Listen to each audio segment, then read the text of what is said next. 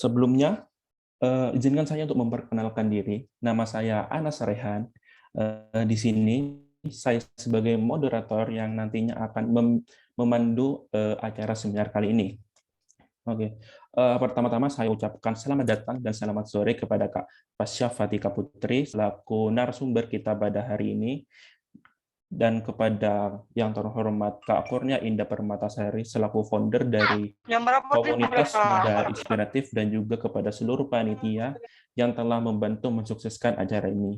Dan tak lupa juga kepada seluruh peserta webinar pada sore hari ini. Dan juga saya ucapkan terima kasih banyak kepada seluruh media partner yang telah mendukung acara ini, dan juga kepada pihak sponsor kita yaitu dari Ines Kosmetik. Terima kasih. Alhamdulillah, puji syukur kita panjatkan karena berkat rahmatnya kita masih bisa berkumpul bersama-sama untuk menimba ilmu dari narasumber yang luar biasa ini. Meski harus dilaksanakan secara online, semoga kita tetap sehat selalu. Amin. Acara ini merupakan acara yang dilaksanakan oleh Muda Inspiratif sebagaimana yang telah diumumkan sebelumnya. Pada acara kali ini bertemakan Be Confident in Your Style. Oke, untuk menyingkat waktu, saya akan membacakan susunan acara pada sore hari ini. Yang pertama, pembukaan. Yang kedua, sambutan. Yang ketiga, pemaparan materi sekaligus sesi tanya-jawab. Yang keempat, penutup. Baik, untuk acara yang pertama yaitu pembukaan. Dalam pembukaan ini, marilah kita bersama-sama untuk berdoa agar acara ini dapat berjalan lancar dan keadaan yang kita alami bisa sehat, bisa seperti semula tanpa adanya virus corona yang membatasi kita. Berdoa menurut agama kita masing-masing, menurut keyakinan kita masing. Dipersilakan.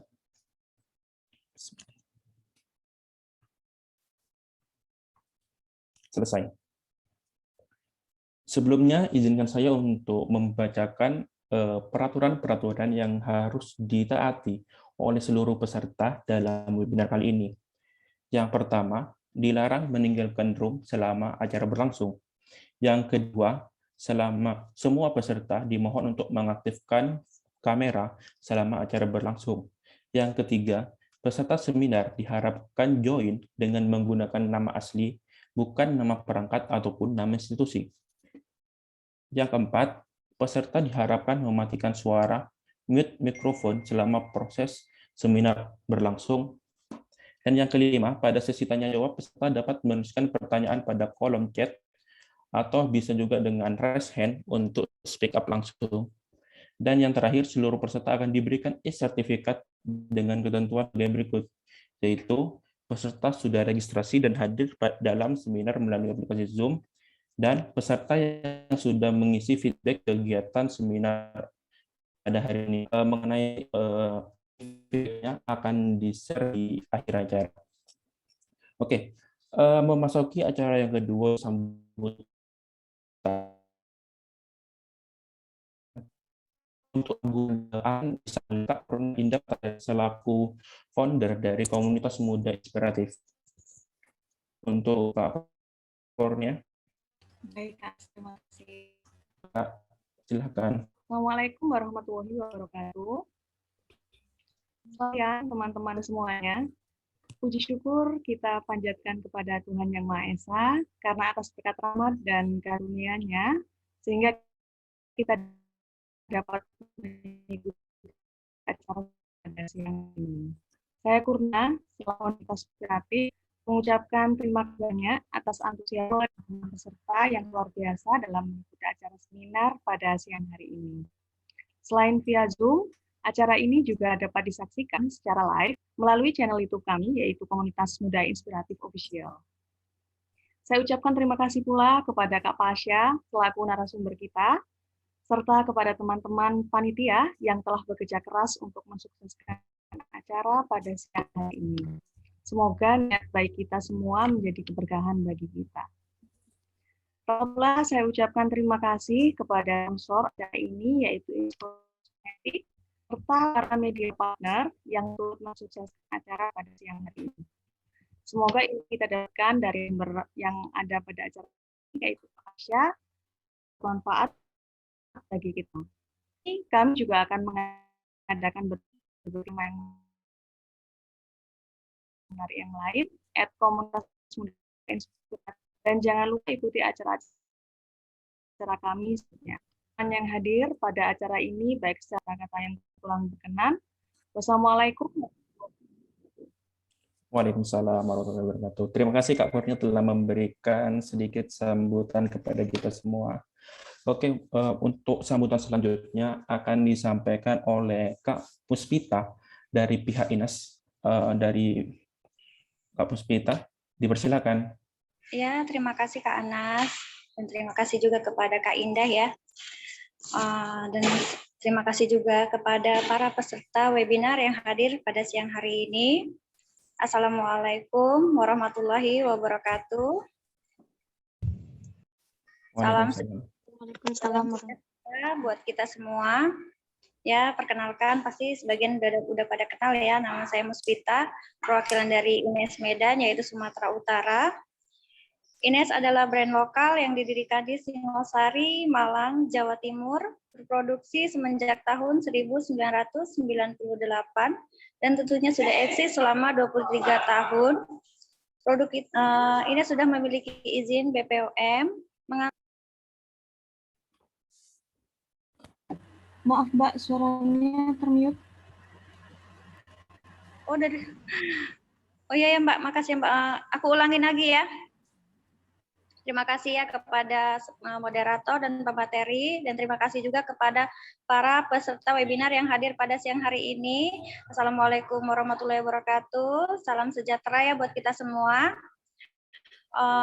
Perkenalkan nama saya Muspita. INES adalah brand lokal didirikan di Singosari, Malang, Jawa Timur, berproduksi semenjak 1998, tentunya selama 23 tahun. Produk kita sudah memiliki izin BPOM, mengantongi sertifikat juga berlabel halal. Produk kita terdiri dari skincare ya, ada body care dan juga dekoratif. Kalau skincare yaitu di mana masa pandemi ini kita tidak bisa merawat wajah. Produk kita memiliki perawatan wajah yang yaitu facial foam yang dapat dilakukan. Dan selanjutnya ada scrub dan juga masker.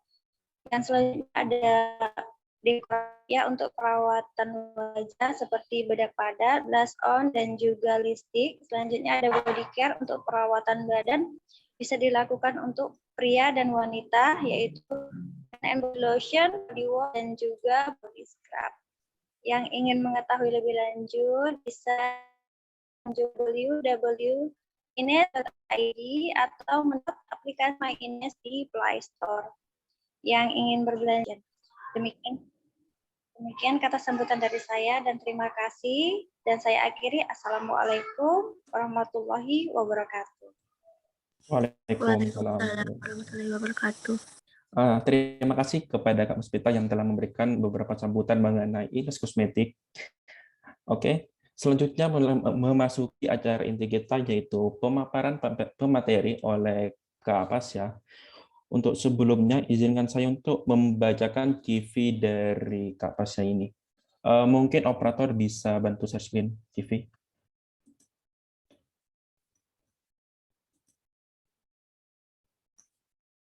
Oke. Kak Pasya Fatika Putri, salah satu mahasiswa Ilmu Hukum dari Universitas Indonesia yang memiliki pengalaman sebagai mentor komunitas muda inspiratif mulai dari Oktober 2020 sampai sekarang, dan juga member dari Girl Up UI Depok, dan juga menjadi Staff of Public Relations and Ticketing Bedah Kampus UI 20 Depok. Dan pengalaman organisasinya, Pasya ini pernah di Staff of Human Research and Development, Law Student Association for Legal Practice FHUI Depok. Untuk riwayat pendidikannya, sekarang Kak Pasya masih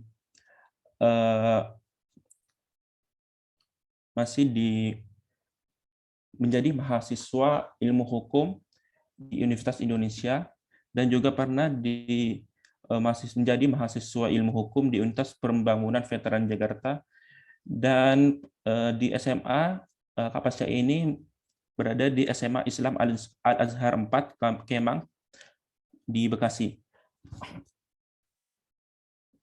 Oke, mungkin itu saja TV dari Kak Pasya. Dari Kak Pasya, apa udah siap untuk menyampaikan materi? Halo Kak Pasya. Udah. Halo semua. Halo Kak. Ini dari berbagai macam daerah ya? Iya Kak. Mungkin satu Indonesia udah ada perwakilannya. Oh ada. Iya. Kalau Kak Adas dari mana nih sendiri? Saya dari Situbondo, Jawa Timur Kak. Oh jauh ya. Saya di Bekasi aku. Ya Kak. Oke Kak, kalau udah siap dipersilakan Kak untuk Oke. Oke, aku buka dulu ya. Halo teman-teman, Assalamualaikum warahmatullahi wabarakatuh.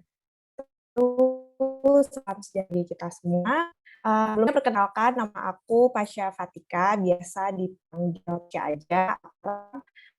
Kesibukan aku mahasiswa di Universitas Indonesia. Aku ambil jurusan hukum. Nanti bagi teman-teman hukum nanti mungkin kan sharing kali ya selesai ini. Gitu. Oke.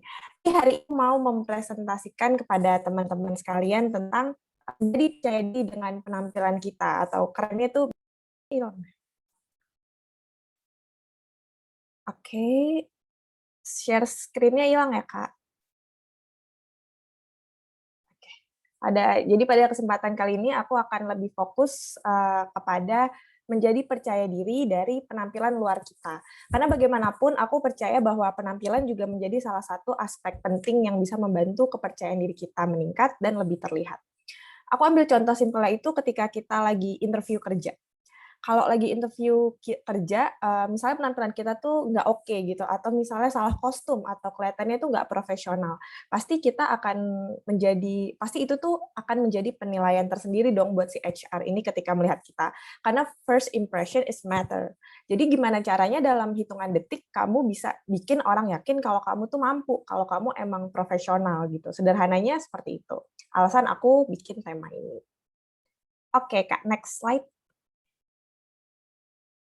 Bisa di next.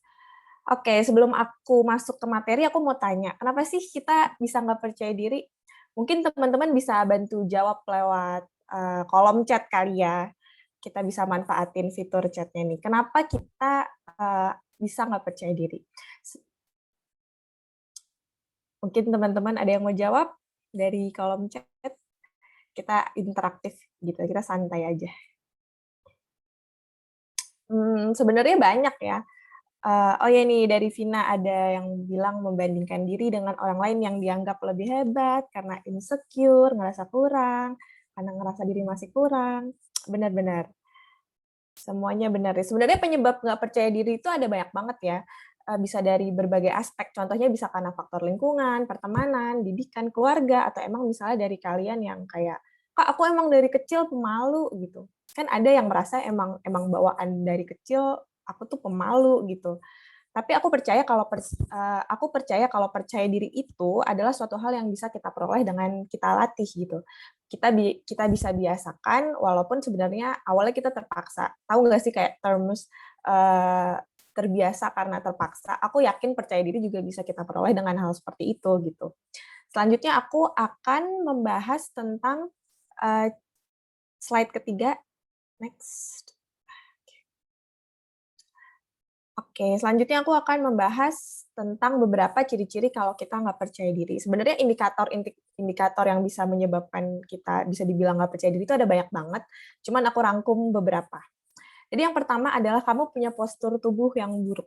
Maksudnya postur tubuh itu bukan karena penyakit bawaan skoliosis atau gimana ya, tapi lebih kayak cara kalian duduk, cara kalian berdiri gitu. Kalian tahu nggak sih bagaimana cara kalian melihat diri kalian dari luar itu mencerminkan perasaan kalian dari dalam.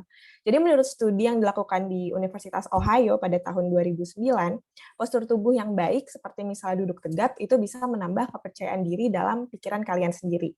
Jadi ada mindset-nya dari awal itu terprojeksi ke bagaimana cara postur kita gitu dalam sehari-hari. Yang kedua adalah jarang pergi sendirian. Jarang di sini tuh maksudnya adalah disebabkan karena kalian takut untuk melakukan errands atau aktivitas sendirian. Contohnya kalian takut untuk makan di luar sendirian, belanja di supermarket sendirian, dan lain sebagainya. Jadi kalian sering minta tolong ke teman-teman kalian atau ke keluarga kalian untuk minta ditemenin kemanapun dan kapanpun itu. Walaupun sebenarnya itu adalah hal yang sepele gitu. Yang ketiga adalah kalian nggak bisa bilang enggak gitu. Ini pasti banyak orang at least once in a lifetime pernah rasa hal ini gitu. Karena basicnya nggak enakan. Misalnya adalah kalian lagi sibuk banget, tapi ada teman yang minta tolong gitu. Kalian tahu sebenarnya kalian udah capek, nggak punya waktu, tapi kalian nggak bisa nolaknya karena nggak enak. Dari kecil kita sebagai seorang anak kan mungkin selalu diajari untuk membantu orang lain dengan mengatakan iya gitu kalau dimintain tolong kita, karena emang kita harus diajarin untuk selalu menolong. Cuman kita juga harus mempelajari untuk respect our self boundaries gitu. Jadi kita harus respect ke diri kita sendiri, kayak misalnya oke, dia butuh bantuan, cuman prioritaskan misalnya kesehatan diri kita dulu, kayak oh ya aku capek gitu, kalau bantuin dia mungkin bisa jadi lebih ini, cuman itu terhalang dengan rasa nggak enakan itu. Yang keempat adalah mencari validasi orang lain. Contohnya adalah kalian selalu mencari persetujuan orang lain, atau kalian selalu mencari acceptance dari orang lain untuk memvalidasi diri kalian sendiri.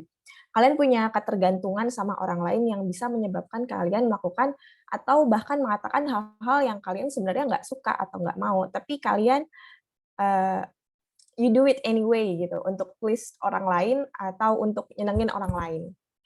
Yang kelima adalah nggak tegas. Nggak tegas di sini adalah kalian sering banget ragu-ragu untuk memilih atau menentukan sesuatu.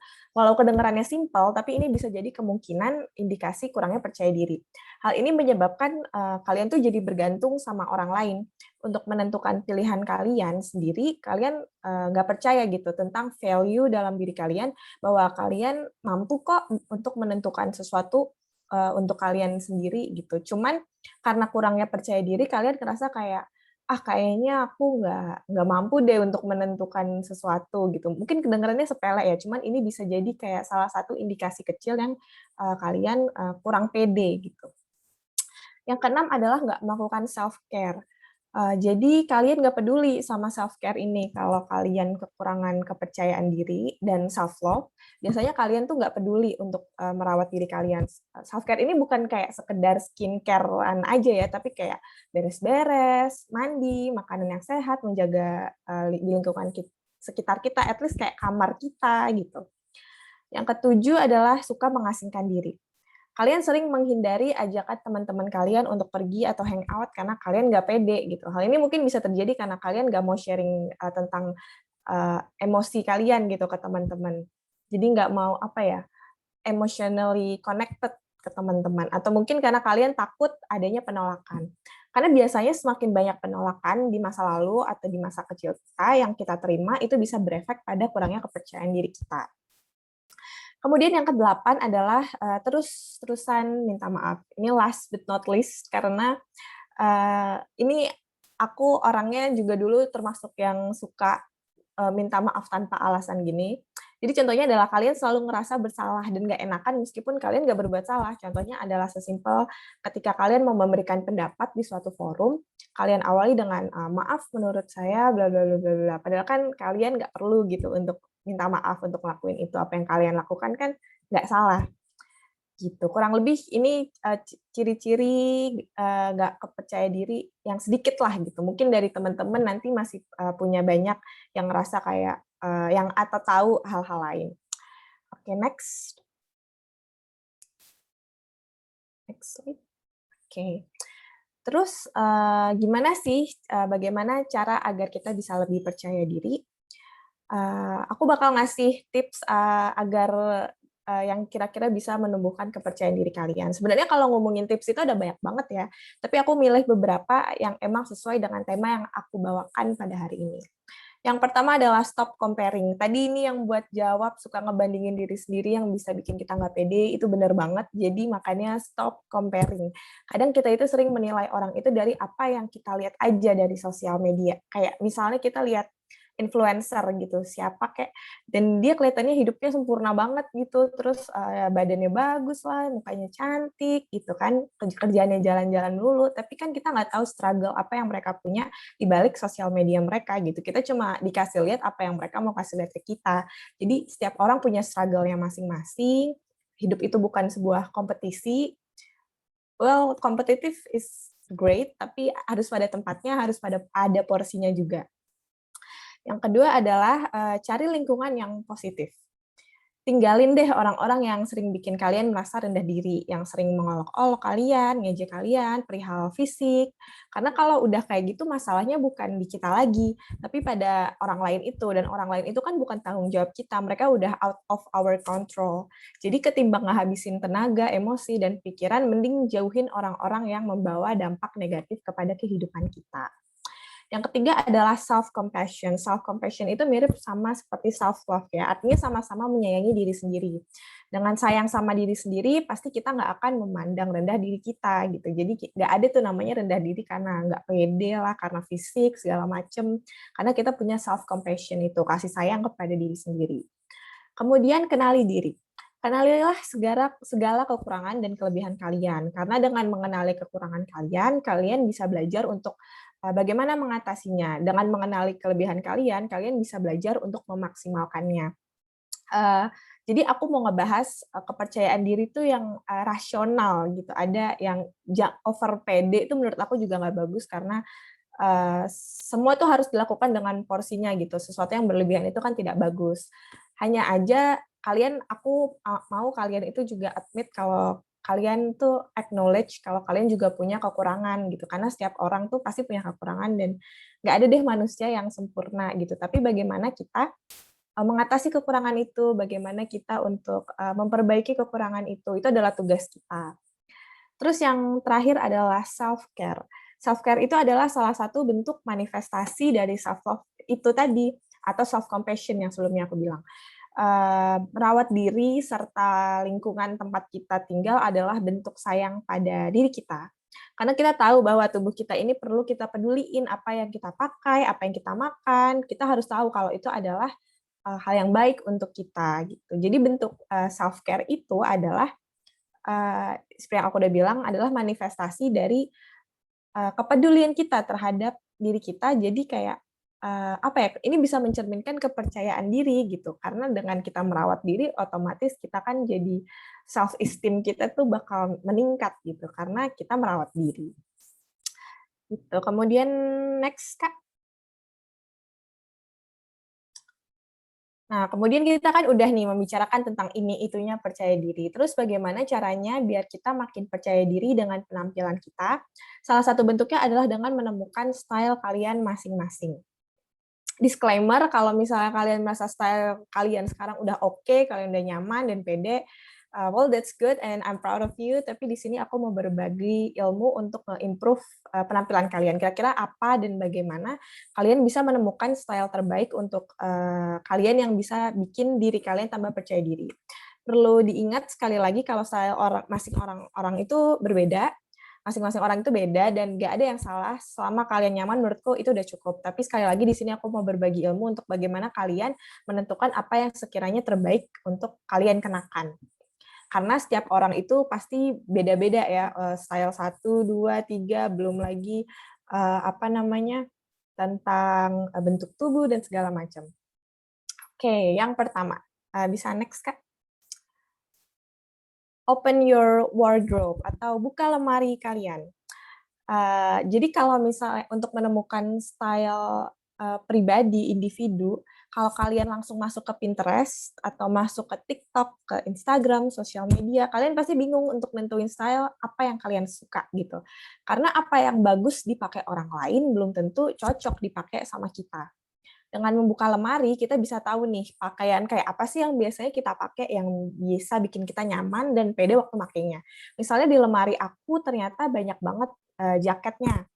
Jaket jeans, leather jacket, atau tartan jacket. Berarti aku bisa baca, aku suka yang casual street style ala-ala gitu ternyata. Jadi aku bisa mulai dari situ.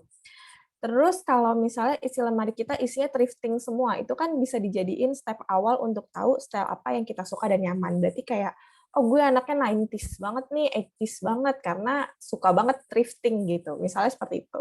Baru setelah itu kita bisa explore lebih banyak dari internet, bisa buka Pinterest, TikTok, Instagram, dan lain-lain. Next slide, Kak. Yang kedua adalah find your body type.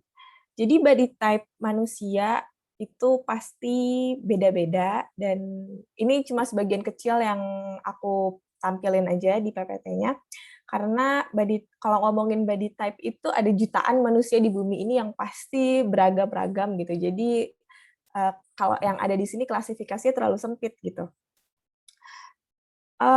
Jadi kenapa penting untuk menentukan tahu body type kalian adalah karena pakaian yang cocok dengan bentuk tubuh kita itu tuh penting gitu. Ini tuh penting karena untuk nantinya mix and match pakaian kalian nanti gitu. Misalnya body type kalian tuh persegi gitu. Berarti jangan pakai baju-baju yang bisa bikin bahu kalian terlihat makin lebar. Atau misalnya kalian agak berisi di bagian paha. Berarti kalian hindari skinny jeans karena itu bisa bikin paha kalian semakin lebar. Terus misalnya lagi adalah aku ngerasa kalau aku ini pendek gitu. Karena aku udah nggak denial gitu, karena aku udah acknowledge, aku udah punya acceptance bahwa aku ini tidak tinggi. Jadi aku bisa explore apa sih yang cocok buat aku biar aku kelihatan tinggi. Oh ternyata ada namanya jeans high waist gitu. Yang tinggi itu bisa bikin ilusi bahwa tubuh kita terlihat lebih panjang.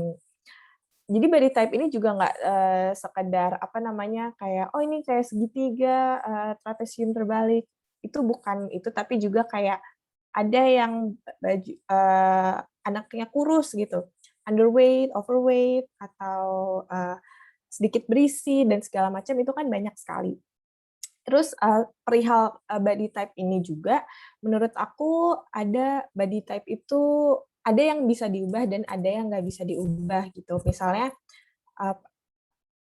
apa ya, kalau mau naikin berat badan, turunin berat badan, menurut aku itu juga bagian dari self care. Jadi ini semua kayak punya red dot gitu, ada benang merahnya gitulah yang saling terhubung gitu. Terus bisa next slide, Kak. Yang ketiga adalah know your undertone. Jadi mungkin kalian udah tahu lah kalau skin tone itu apa. Skin tone itu adalah warna kulit gitu. Secara literal gitu kan.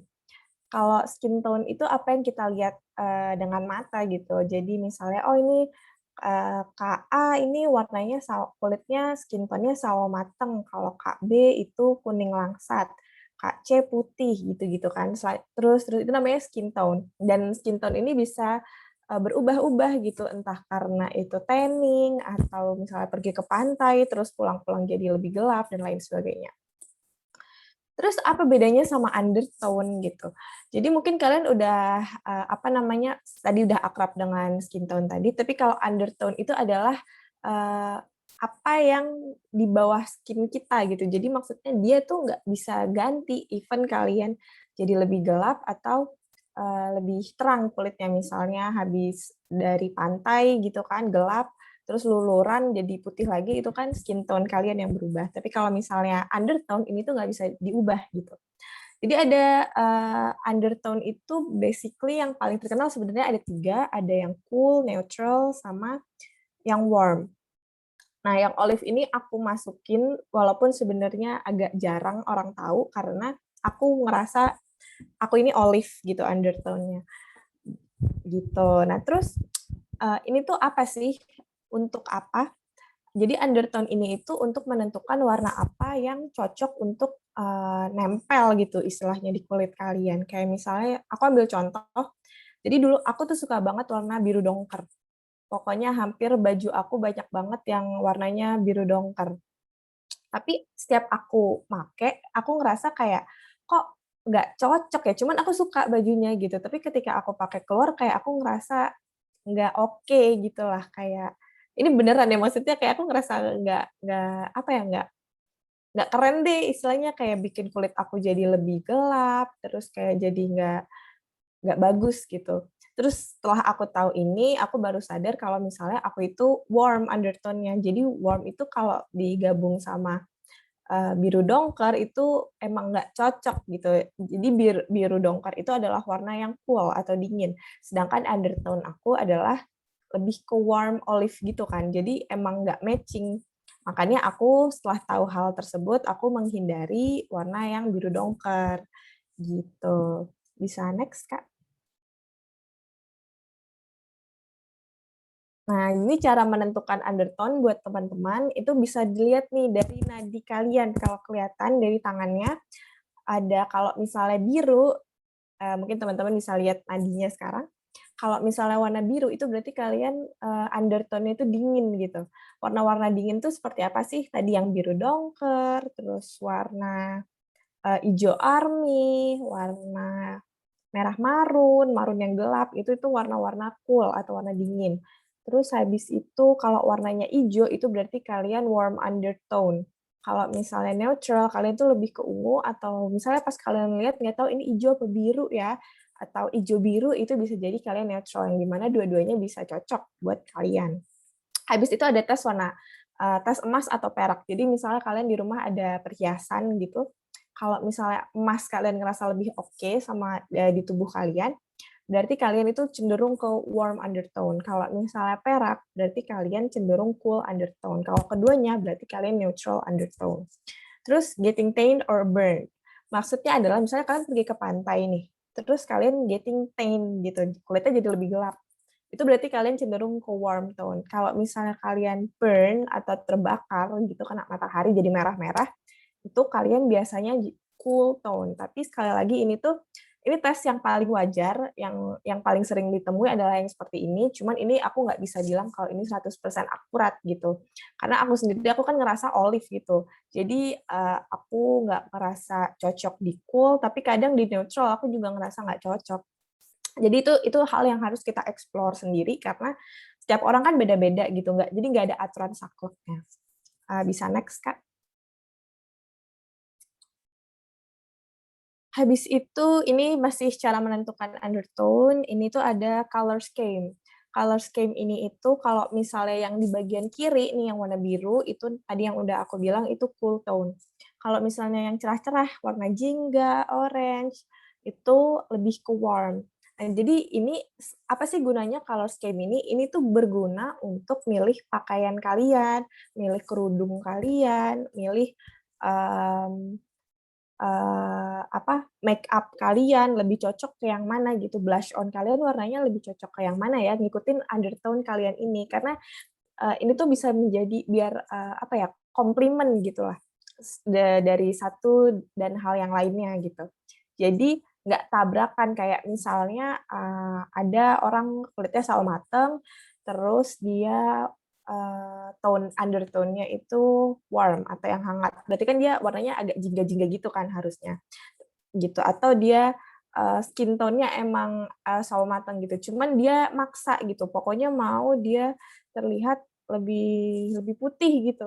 Jadi pakai foundation yang warnanya itu lebih beberapa level lebih terang di atas mukanya dia. Ya itu kan jatuhnya jadinya abu-abu gitu, jadi nggak cocok. Jadi pentingnya adalah di situ. Ini cocok atau enggaknya untuk kita. Bisa next, Kak.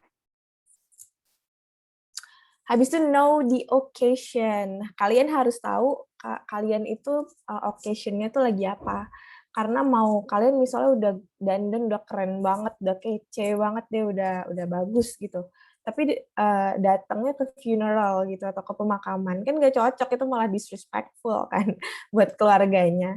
Jadi kalian juga perlu tahu nih kalian tuh mau kemana sih gitu, kira-kira acaranya seperti apa sih biar kalian nggak overdress, biar kalian nggak salah kostum.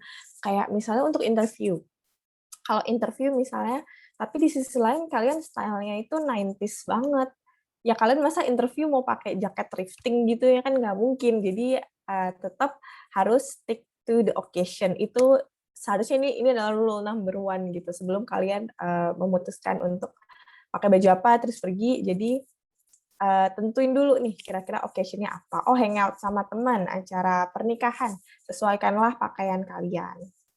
Itu bisa next. Oke, make up or skincare. Jadi menambah percaya diri dengan make up atau menyesuaikan make up dengan acara. Jadi ini ada foto Miranda Kerr ya, dia model Victoria's Secret. Dia mau make up, nggak make up udah pasti cantik gitu.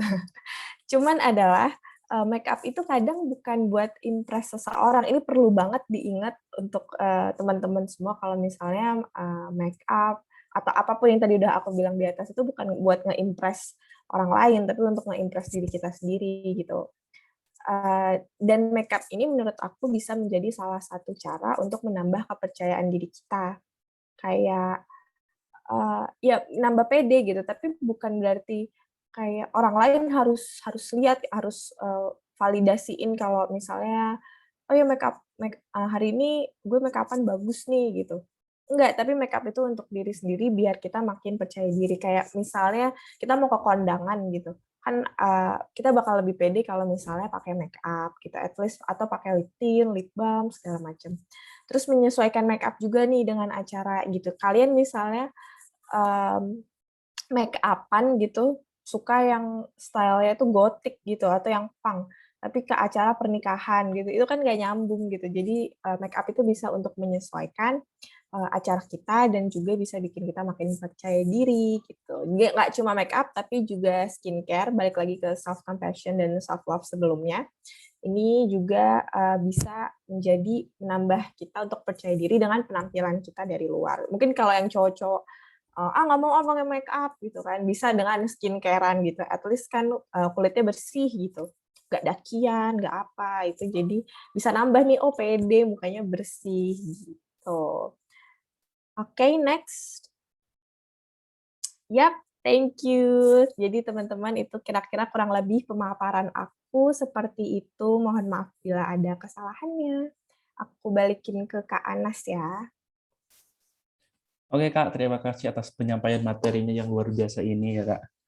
Oke, selanjutnya sesi tanya jawab. Jika teman-teman peserta ada yang ingin ditanyakan, bisa langsung menuliskan pertanyaannya di kolom komentar, di kolom chat, atau bisa langsung raise hand untuk langsung speak up, langsung ngomong langsung bersama Kak Wesya ya. Silahkan.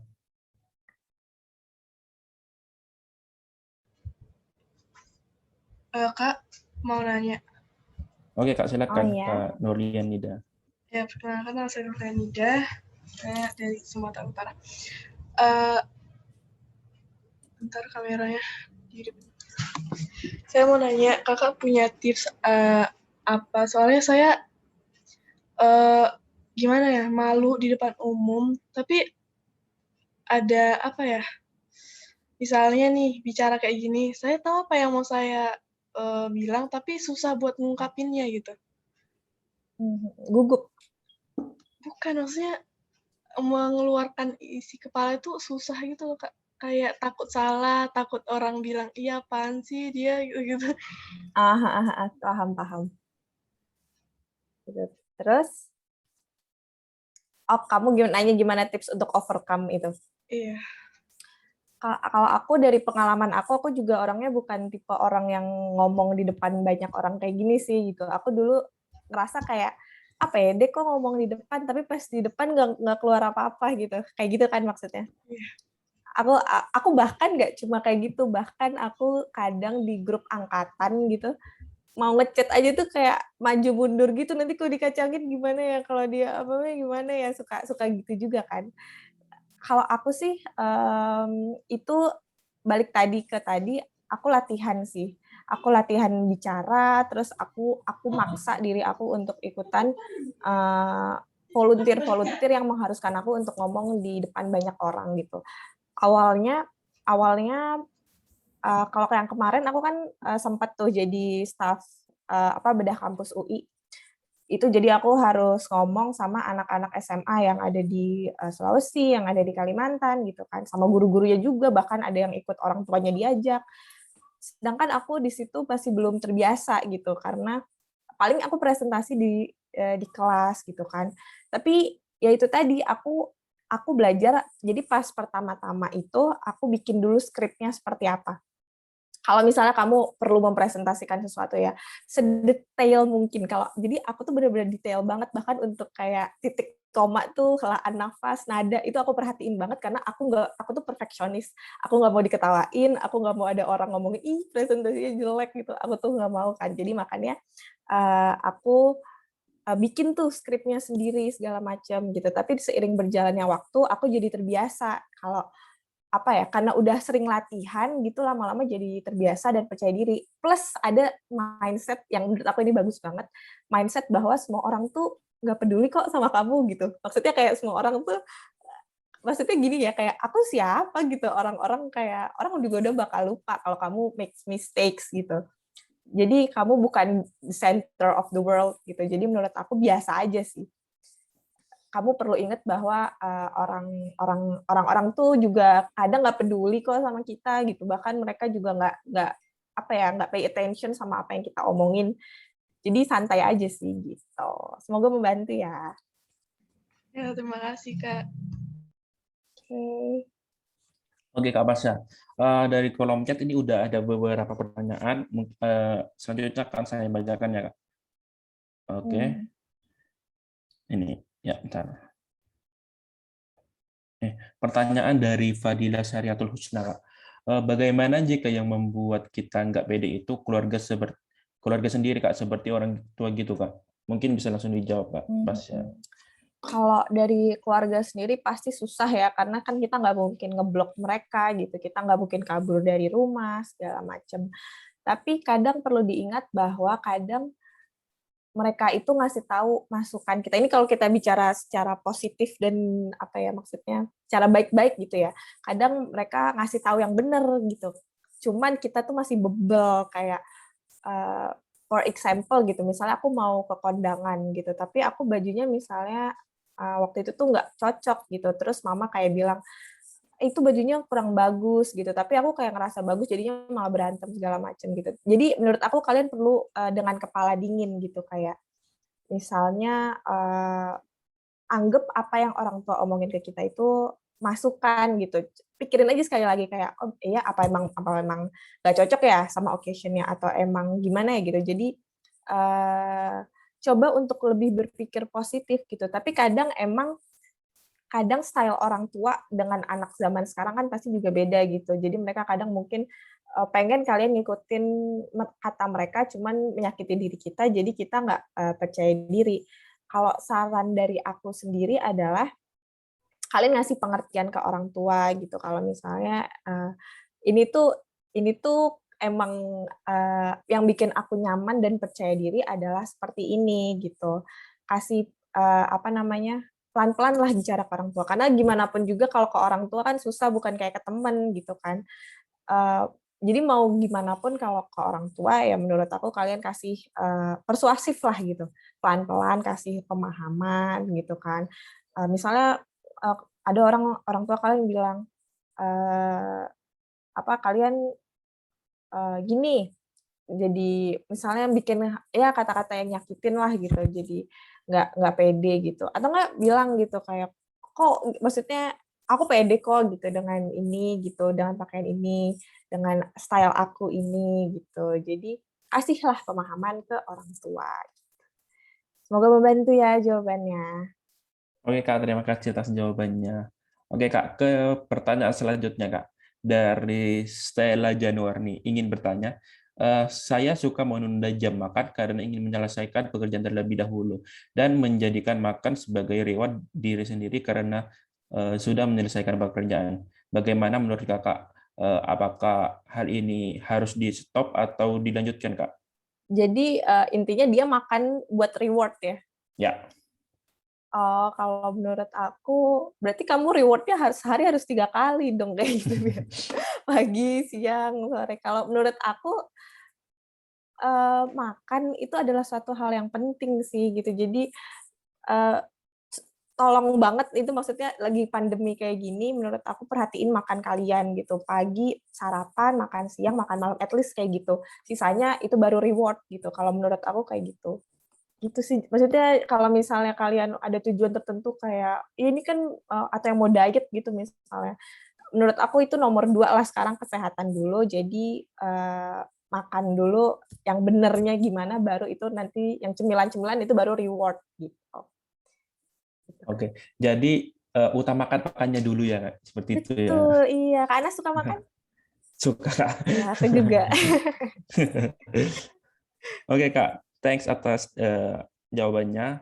3 pertanyaan awal itu sudah dari room chat atau dari Zoom. Ini ada pertanyaan dari YouTube, Kak. Oh, oke. Oke. Dari Putri Nabila Hafsari.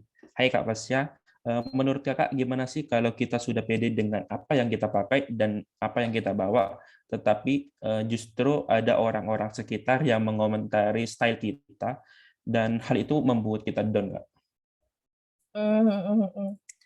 Aku dulu punya seorang ya temen lah gitu yang kira-kira orangnya mulutnya nyinyir gitu deh kalau orang sekarang ngomongnya.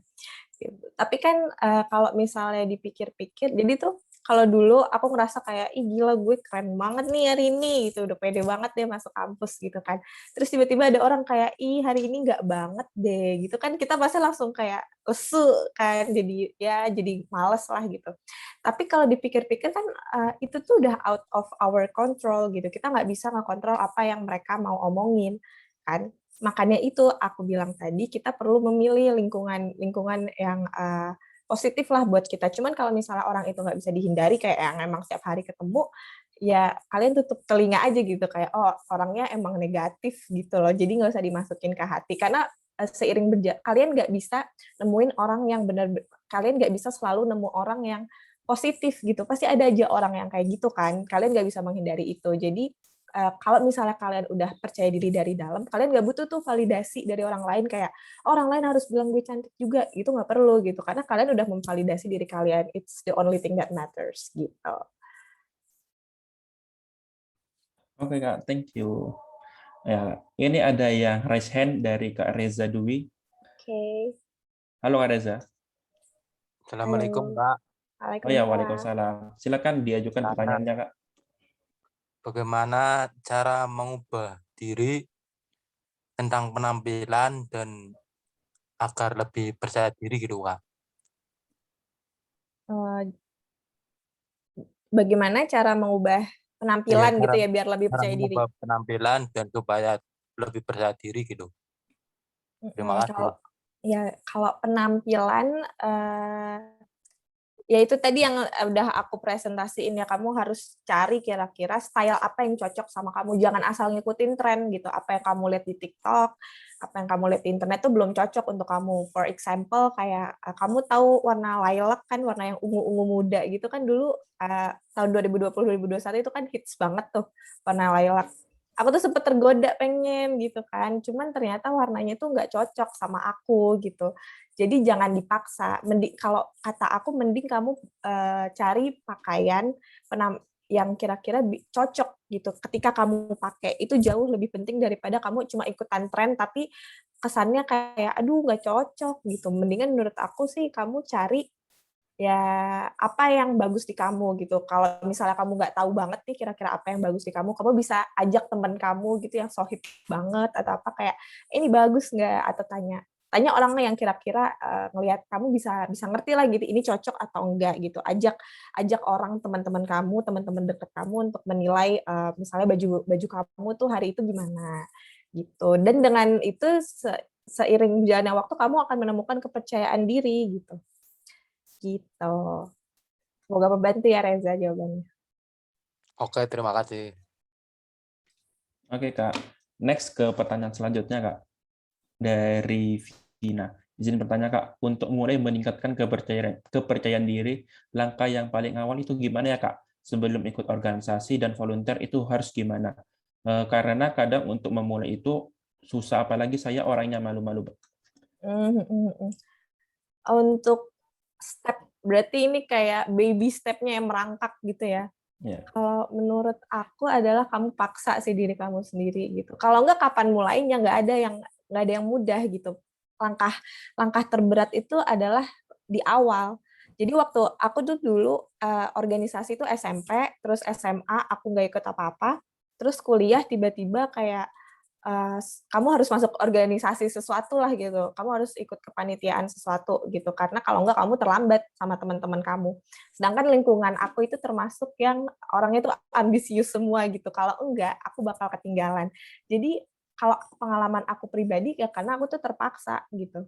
Aku apalagi interview, aku nggak suka banget interview gitu kan, karena aku harus ngomong berduaan doang, ngomongin tentang diri aku, kekurangan kelebihan aku segala macam. Aku juga orangnya malu gitu kan, dan nggak pede lah istilahnya. Tapi aku maksa gitu karena kalau enggak aku bakal ketinggalan sama teman-teman kamu. Kamu bayangin aja itu gitu. Kalau kamu nggak mulai sekarang, kalau kamu nggak paksa diri kamu bakal selalu kebelakangan gitu. Kamu bakal selalu ada di belakang teman-teman kamu gitu. Jadi paksain diri kamu untuk bisa-bisa gitu.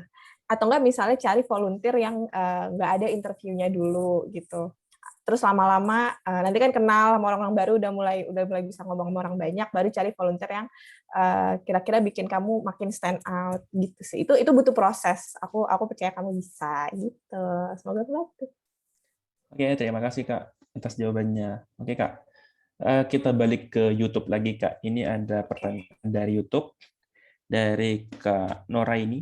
Bagaimana cara menanggapi orang yang selalu insecure, padahal dia nggak kayak, padahal dia itu nggak seperti apa yang orang pikirkan, dan pemikirannya justru membuat kita yang dengar jadi insecure. Seperti itu Kak. Mungkin case-nya aku tangkap kayak gini ya, ada orang cantik tapi merasa dia jelek gitu ya. Yeah. Terus kita jadi kayak apaan sih kan udah cantik gitu. Jadi kita yang insecure. Kalau ya aku sering lah ketemu orang kayak gitu kan. Tapi insecure itu tuh bukan aku nggak ada orang jelek sih. Maksudnya insecure itu bukan untuk golongan tertentu aja gitu. Insecure itu punyanya semua orang. Semua orang boleh ngerasa insecure. Even Kendall Jenner, Kylie Jenner, mereka tuh punya berhak loh untuk insecure. Jadi kalau menurut aku kita kalau aku sih kalau misalnya temen aku yang kayak gitu, kalau temen deket ya aku omelin lah, kayak apaan sih orang udah cantik gitu, maksudnya jangan macem-macem deh gitu, udah bersyukur udah cantik segala macam. Tapi kalau misalnya itu orang yang gak deket-deket banget sama kamu dan dia kayak insecureannya cuma di sosial media, menurut aku ya kamu hindari sosial medianya. Kalau justru itu bikin kamu insecure, jangan malah kamu misalnya kesel nih, apaan sih dia kan udah cantik, insecure terus, tapi kamu malah pantengin terus IG-nya, kan maksudnya sama aja bohong gitu loh. Jadi kamu mendingan mute atau unfollow, menurut aku itu lebih bijak sih untuk menghindari hal-hal seperti itu. Tapi kalau emang teman sendiri ya kamu kasih tahu dengan cara yang baik gitu. Oke Kak, terima kasih jawabannya Kak, semoga membantu. Oke, next kembali ke room chat di Zoom dari Fas. Halo Kak, izin bertanya. Bagaimana cara agar kita tidak membanding-bandingkan diri kita dengan yang lain, baik itu dalam hal fisik, kelebihan, kemampuan, dan juga lain-lain, seperti kita mikirnya dia lebih bisa daripada kita. Seperti itu Kak. Kalau membanding-bandingkan itu emang konotasinya kayaknya jelek banget ya. Tapi kalau aku pribadi sebenarnya aku orangnya positive vibes only gitu, jadi harus yang positif aja. Kalau membandingkan diri, aku pakai itu untuk memotivasi diri aku sendiri. For example gitu, kayak temen aku orangnya aktif banget nih organisasi, dia daftar student exchange, dia terus dapat student exchange di Irlandia, terus dia jadi ketua ini, ketua itu, segala macam, sedangkan aku kayaknya insecure banget gitu kalau ngelihat gitu kan. Tapi kalau insecure aku nggak akan maju gitu. Justru aku kayak dia bisa nih daftar student exchange ini, aku juga mau, aku cari tahu infonya. Dia bisa jadi ketua ini, aku juga bisa, aku cari ya. Kalau misalnya malu nanya ke dia, nanya ke orang lain gitu. Lihat itu sebagai hal untuk memotivasi diri kamu gitu. Jadi ada porsinya gitu. Tapi kalau misalnya kamu ngerasa nggak ada yang bisa dicontoh dari orang itu gitu kan, atau misalnya kamu cuma ngebandingin dari fisik, kan kalau fisik susah ya. Ya menurut aku ada namanya diet sosial media gitu. Jadi kamu jangan terlalu, sosial media it could be toxic sometimes. Itu bisa meracuni pikiran kalian, kayak bikin kalian tuh benci gitu sama diri sendiri, kayak kenapa sih gue nggak secantik dia, kenapa sih gue nggak seganteng dia gitu. Itu tuh nggak ada habisnya kalau kayak gitu. Setiap seiring dengan berjalannya waktu, hal-hal seperti itu pasti ada gitu. Jadi kalian mindsetin aja kayak semua orang punya struggle-nya masing-masing gitu kan. Fokus pada diri kalian, jangan sama orang lain gitu. Kalian terlalu fokus ngeliatin orang sampai kalian lupa sama diri sendiri, itu kan gak bagus.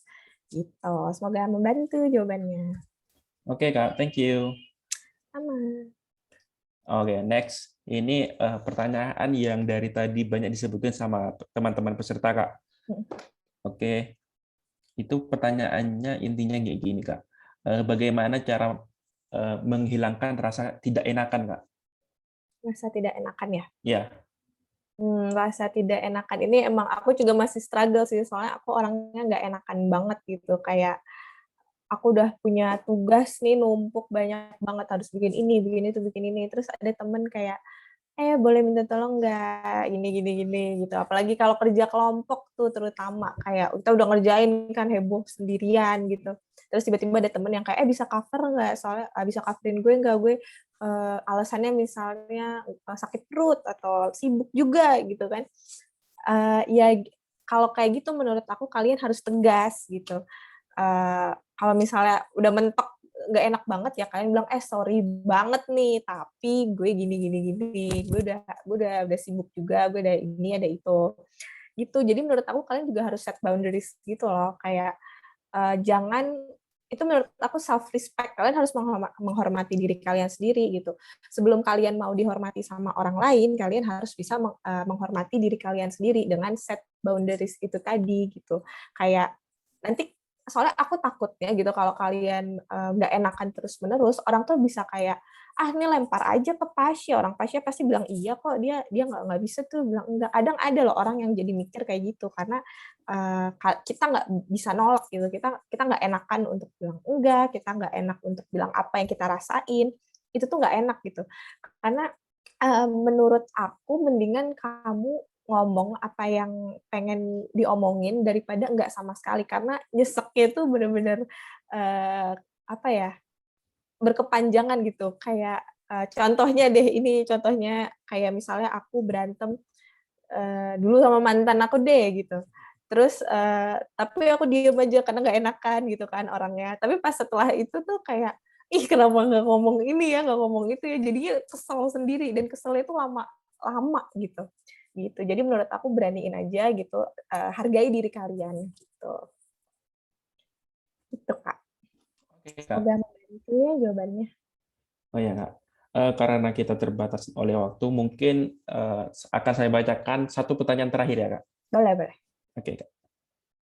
Ini dari Kak Audi Arda Anggita. Assalamualaikum. Permisi Kak, izin bertanya. Kira-kira bagaimana tips untuk tipe orang introvert agar dapat meningkatkan kepercayaan diri? Karena terkadang orang introvert cenderung tertutup dan malu untuk berkomentar. Terima kasih. Silakan, Kak. Kalau untuk orang introvert itu aku sendiri introvert, jadi aku udah pernah tes gitu, tes kepribadian yang mengindikasikan bahwa aku introvert. Aku orangnya ini sih susah keluar dari zona nyaman gitu, jadi aku maunya sama lingkungan lama aku males tuh kalau ketemu orang baru, malu lah gitu, nggak pede segala macam, takut dijudge lah gitu, dan lain-lain. Tapi kan kalau kamu seperti itu terus ya kamu bakal hidup dalam dalam ya itu aja gitu, kamu nggak akan mencoba sesuatu hal yang baru, kamu nggak akan ketemu hal yang baru gitu kan. Dan itu tadi, pemaksaan terhadap diri sendiri kadang itu penting banget gitu. Kalian harus maksa diri kalian, ayo dong keluar dari zona nyaman gitu. Introvert tuh cuma alasan lo nggak mau bergaul aja gitu. Itu alasan lo cuma kayak nggak, maksudnya malu gitu lah. Sebenarnya bukan introvertnya yang salah, tapi kaliannya yang saya pemalu gitu. Jadi menurut aku hal yang terbaik ini pada akhirnya kalian harus memaksa diri kalian untuk keluar dari zona nyaman kalian gitu. Karena ini akan, menurut aku pribadi, karena ini akan berpengaruh nantinya ketika kalian mau masuk kerja gitu. Ketika kalian masuk kerja, kalian harus presentasi di depan direktur, depan komisaris gitu kan. nggak mungkin kalian kayak malu, nggak mau, ya kan nggak bisa gitu, Mbak. Even sebelum kerja kalian harus interview dulu. Interview kan juga kalian harus percaya diri, nggak boleh malu gitu. Kalau malu HR-nya mana mau nge-hire gitu kan. Jadi menurut aku dari sekarang nih mumpung kayak masih ada waktu, kita ya masih muda gitu, kita asah lah ini diri ini. Aku yakin ini bisa kita peroleh kalau misalnya kita berusaha gitu, kita asah, kita paksain walaupun di awalnya kayaknya males banget, tapi tetap harus dipaksa gitu. Semoga membantu jawabannya. Oke, Kak, terima kasih. Oh ya, untuk teman-teman yang sudah bertanya tapi tidak saya bacakan, mohon maaf ya, karena ini juga terbatas oleh waktu ya, Kak. Oke, untuk teman-teman juga mengingatkan, mungkin teman-teman bisa men-screenshot acara ini agar nantinya jika ada kendala di link feedback, teman-teman bisa menghubungi tim kami ya, tim HR dari Komunitas Muda Inspiratif. Oke. Terima kasih kepada Kak Pasya telah menyampaikan materi yang luar biasa pada seminar kali ini dan juga telah menjawab beberapa pertanyaan baik dari channel YouTube maupun dari room Zoom di sini. Juga terima kasih kepada teman-teman peserta pada sore hari ini yang telah antusias untuk menyimak dan bertanya. Baiklah teman-teman sekalian, untuk acara selanjutnya yaitu sesi foto bersama. Jadi untuk teman-teman yang masih belum on cam, mungkin bisa on cam sebentar. Oke, untuk sesi foto saya serahkan ke operator. Untuk operator silakan.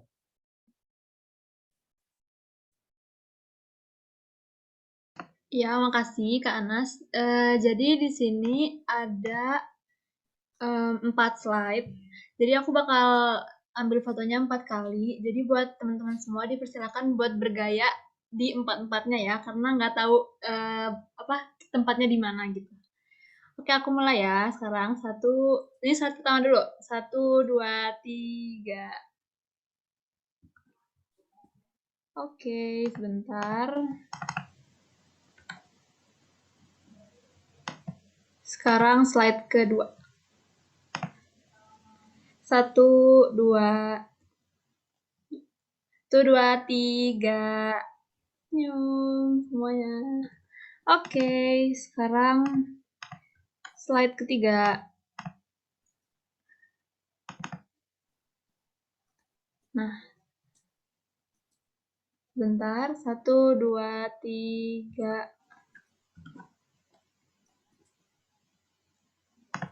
Oke, terakhir sekarang slide keempat.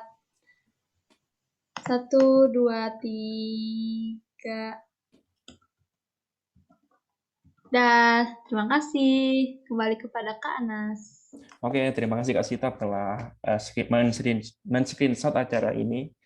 Oh ya, Kak Pasya, di kolom komentar ada yang ngechat ini Kak. Kak Pasya, aku nge-face. Jadi malu, aku bukan artis. Langsung dapat fans Kak dari acara ini Kak. Kalian semua juga sama kerennya. Kita semua keren. Oke. Baiklah teman-teman, demikian acara seminar pada sore hari ini. Alhamdulillah acara ini berjalan dengan lancar. Saya mewakili panitia mengucapkan terima kasih kepada pemateri dan kepada peserta. Dan juga saya mengucapkan mohon maaf apabila ada salah kata atau ketidaknyamanan selama acara ini berlangsung. Untuk sertifikat akan diberikan kepada peserta yang melakukan link absensi. Untuk link absensinya udah ada di room chat. Silakan diisi ya linknya. Untuk di YouTube mungkin akan dikirimkan di live chat di YouTube. Oke. Baik. Akhir kata, saya selaku moderator pamit undur diri. Semoga kita dapat bertemu kembali di lain kesempatan. Terima kasih. Wassalamualaikum warahmatullahi wabarakatuh.